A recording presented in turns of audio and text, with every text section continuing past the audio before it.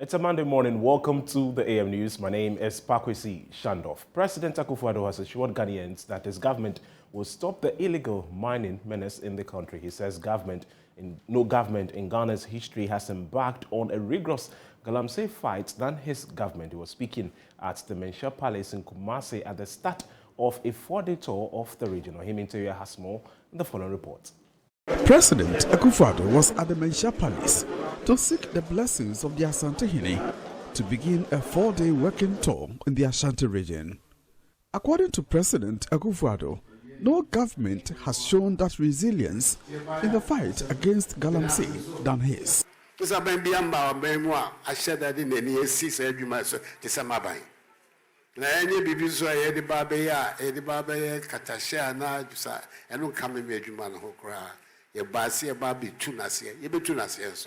President Akufo-Addo told the Ashanti and his chiefs the public discussion the galamsey menace has generated in recent times explains the importance Ghanaians attach to the issue.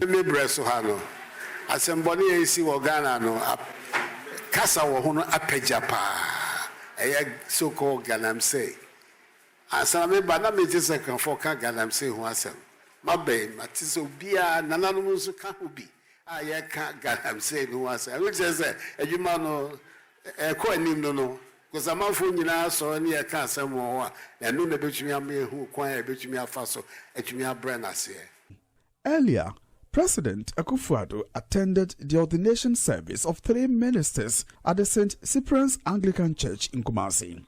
He will inspect ongoing government projects and also commission some completed ones. Among them are the Buankra Inland Port, the Komfanochi Teaching Hospital Mother and Baby Unit, accommodation for Court of Appeal judges, and the Phase 2 of the Central Market Project. He also cut sword for the Agenda 111 Hospital Project at Kokobi near Apiedu in the Oforikro municipality. President Akufo-Addo is also expected to cut sword for the new Swami Interchange Project. From Kumasi, for JoyNews, Ohim Interior reporting.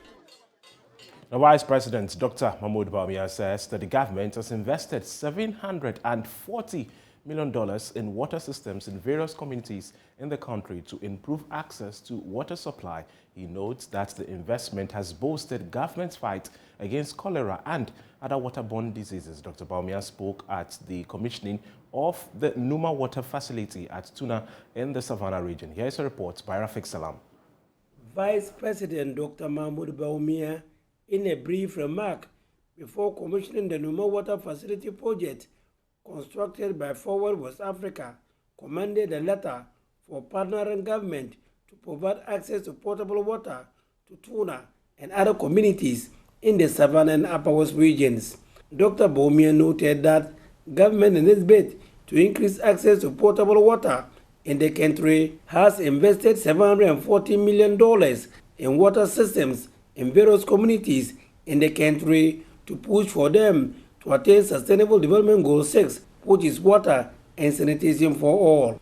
And this water for all policy has resulted in an investment program of about $740 million in terms of investment in water systems in various towns and communities. And we have seen that over the last 5 years, there has been a remarkable increase in access to water. He said the increase in access to potable water has reduced drastically waterborne diseases in the country, such in the case of cholera, which has been eradicated in the last 5 years. Improvement in water and sanitation countrywide has been quite remarkable. And if you will all avail your minds, Ghana has not had a single case of cholera in the last 5 years. Not one single case of cholera. And Touchwood will continue in this direction, but it tells you that the investment in water and sanitation has been significant and has been working. Forward West Africa Savannah and Upper West Regional Director Ahmed Ekini assured the chiefs and people of the area of the best of services and hence of their projection for next year. Water is safe. I keep repeating the word safe because of the processes that you are all going to witness this evening. That we take our water through before any consumption. We have made a lot of investment in these 10 communities. Our goal next year is to do 15 more. Approximately 3.2 million tons of food are either lost or wasted along the supply chain in Ghana. That's according to a survey conducted by Food for All Africa with support from the Harvard Law School and the Global Food Banking Network. Executive Director of Food for All Africa, Chief Elijah Ado, has been speaking at an event held in Yeji in the Pru East District of the Bono East region to commemorate the World Food Day. Correspondent Anasabet has more on the following report. Research report released by Food for All Africa in partnership with the Harvard Law School and the Global Food Banking Network revealed that approximately 3.2 million tons of food is either lost or wasted along the supply chain in Ghana, costing more than 700 billion cedis, while nearly half the population is food insecure. Executive Director of Food for All Africa, Chef Elijah Ado, disclosed this during a program held in Yeji to mark the 2022 UN World Food Day. Approximately 3.2 million tons of food is either wasted or lost along the food supply chain in Ghana. This costs about 762.32 billion Ghana cedis. While half the population is moderately to severely food insecure. To help address this worrying menace, Food for All Africa is advocating for the creation of sustainable nutrition for vulnerable families by establishing food banks across the sub-region. To leave no one behind, there is the need for us to look at food donation in Ghana. When you visit developed countries, food banking has been the mainstay for vulnerable people within communities. If developed countries have this, why is it that in West Africa we have only one food bank as at 2015? The group noted that as part of measures to end hunger, its immediate goal is to help establish one food bank per constituency across some 20 Ghanaian constituencies within the next 2 years. You heard there Chef Elijah Ado. Now, District Chief Executive for KJB, Wilson Agbanyo, is asking parents to support their wards to improve performance at this year's Basic Education Certificate examination. According to the DCE, the performance at this level has not been encouraging over the years, with the district recording 46.1% in 2021. Mr. Agbanyo spoke at a handing over ceremony of Islamic Study Center, a mosque and a mechanized borehole for Paa Kwesi Schandorf Zongo community. Peter Seno has more in the following report. Infrastructural development in the Zongo communities across the country has been on the low over the past years. It is in this regard that government and NGOs are making efforts to bridge this gap. One of such is by Direct Aid, an Arabic NGO into education and social infrastructural development. Paa Kwesi Cement community in the KJB district of the Eti region has benefited from a modern mosque, mechanized borehole, and Arabic study center. This, according to the donors, is to improve education among the youth to promote development. The DC for KJB district, Wilson Agbanyo, at a ceremony to hand over the facilities to the community, asked for the support of parents towards the awards writing this year's BEC in order to improve performance. We are all not going to compromise on education. Therefore, I am making a clarion call on all parents, teachers, and other stakeholders to actually play their respective roles in order to vastly improve upon this year's BEC result for our children to bring glory to KJB district. Parents must also keep eager eyes on their children and inculcate good morals in them to become responsible citizens. My office has provided over 750 50 dual desks to underserved basic schools in the district in order to foster teaching and learning. And this Wednesday, I handed over another 600 number dual desks to the Education Director for onward distribution to the school. Nana Amananu Mensah II is the regent for the Papasi traditional area and the chief of the town. He wants the facility maintained to achieve its purpose. I am praying that the cement community, especially the Zongo youth, should hold this place in high esteem. We don't want rubbish and all this animal defecation around the premises here. So we should be watchdogs.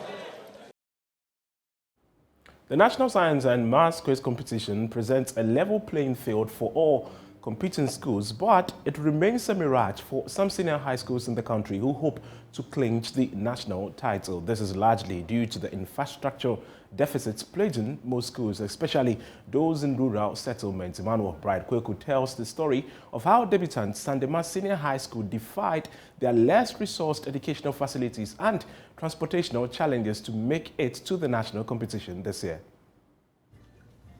X equals 4. No. Unyielding to the dreadful circumstances, but zealous to lift the name of their school, contestants of Sandema SHS for this year's National Science and Math Quiz defied dire transportation challenges to make it to the national competition. Exhausted and bathed by the dusty ground, teachers and contestants of Sandema Senior High School traversed the KNUST campus by foot as they navigated their way to the campsites for the ongoing competition.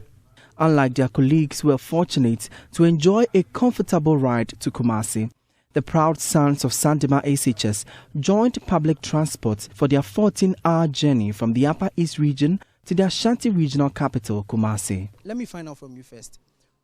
We've seen a lot of schools. Most of the time when they are coming, they bring buses. But Sandema, why is the case this way? Yeah, Sandema, is very far from here.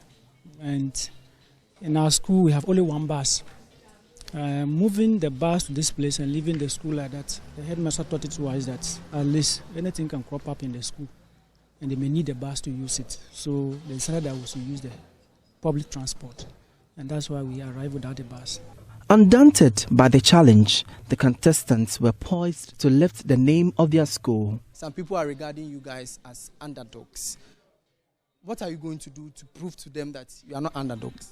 Yeah, that is why he just said it is nothing but a surprise, because everyone doesn't expect it, and we are going to surprise the stage.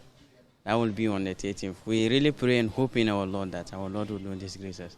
For he has been taking us far, and then we qualified. So the same way he will lead us to surprise the stage. Transportation, perhaps, is the least of their worries. Qualifying to the national competition, the debutants slagged it out with Infantsipim School and West African SHS at the preliminary stage. With only their teachers available to cheer them on, the boys managed to secure 12 points at the end of the contest. Yes, it's false. At the end of the 5th round, here are the scores. Sandema Senior High School, 12 points. West Africa Senior High School, 43 points. Infantsipim School, 61 points. Appreciably worried about the scores garnered, the students blamed the inadequate resources at the school to facilitate their education. They spoke to JoyNews' Maxwell Agbaba in a post-contest interview. This results you have earned is basically based on our level of preparation and not anything else. Because looking at where we are coming from, it is quite clear that we are not that resource for this program, but we have done our best, and this is the best we can do. We hope to come next time and then do the best for Sandema Senior High. I think you really touched my heart with this response. Can you tell us about some of the challenges at Sandema Senior High? Do you have the computer lab, for instance? You have a science lab, I should say. To be specific, a science lab, entails a lot. And with what we have, I can say it's a science lab. We have a science lab, but it is not well equipped enough. talking about the computer lab, though it is there, but we don't have access to it, and we don't actually know what is inside it. So that's it. We don't actually know what's inside, so we don't know whether Congratulations. For many senior high schools who are seriously challenged with resources like Sandema SHS, a taste of being national champions will remain a mirage. For Joy News, Emmanuel Bright-Kweku reporting. Member of Parliament for Yendi, Farouk Aliyu Mahama, wants a bilateral relationship between Yendi municipality and a city in Morocco. According to him, there are potentials in these areas the two cities can benefit from. Alhaji Aliyu Mahama made this call when the Moroccan ambassador to Ghana, Her Excellency Imane Kwadil, visited the area. Martina Bugri reports. The Morocco ambassador inspected an exhibition mounted in her honor by small and medium enterprises in the area. Speaking at the event, the MP said his outfit was going to sponsor 5 skill development groups in Yendi to go to Morocco for an exhibition and also learn from their Moroccan counterparts. We are going to expose you to the Moroccan community and the business community. We are going to come and do a profiling and make sure we profile every stakeholder here, have a detailed program, and I want to let you know personally, for me as a member of Parliament, I've talked to the ambassador. Next year, before the first quarter in March, I'm going to sponsor 5 groups here to go to Morocco. I'm going to pay for your flight, get you visas. For you to go to Morocco, I think the councillor is here. Visa will not be a problem. We will want to plead with you. Visa has been approved so that you can go and do what we call an exhibition. Go and Amama exhibit your products. The tailors exhibit, show your African dress. Go to Morocco, have a stand, fully financed by the Member of Parliament to go. The Morocco ambassador to Ghana, Her Excellency Imane Kwadil, pledged the government of Morocco's commitment to support the cause, adding that Morocco government would offer 19 scholarships to Ghanaians. Morocco is committed to share its know-how, experience and expertise with the brotherly people of Ghana and the brotherly people of Yendi from today. Upon the visit of His Majesty King Mohammed VI in 2017 to Ghana, Morocco has been offering 90 scholarships a year to Ghanaian students. I want to see people from Yendi benefiting from those scholarships. I want you to follow up on the announcement made by the Scholarship Secretariat in this way. 90 scholarships is a max number, and I want maybe 10 of those, 15 of those to be from Yendi. At the Yana's Palace earlier, in a speech read on his behalf, the overlord of Gabon, Yana Aboukari II, called for a mutual cooperation between the two countries. Your Excellency, the high rate of youth unemployment is a major concern to the people of Yendi, which needs urgent attention. The youth unemployment is attributed to inadequate skills development for the youth, low ICT education. It is refreshing to note that the Kingdom, in its effort towards tackling the challenges as well as attracting development partners, some strategies have been put in place by the King Yana Aboukari II, aimed at facilitating issues regarding development of the area. That's all for the bulletin this morning. For more, log on to www.myjoyonline.com. My name is Paa Kwesi Schandorf. Stay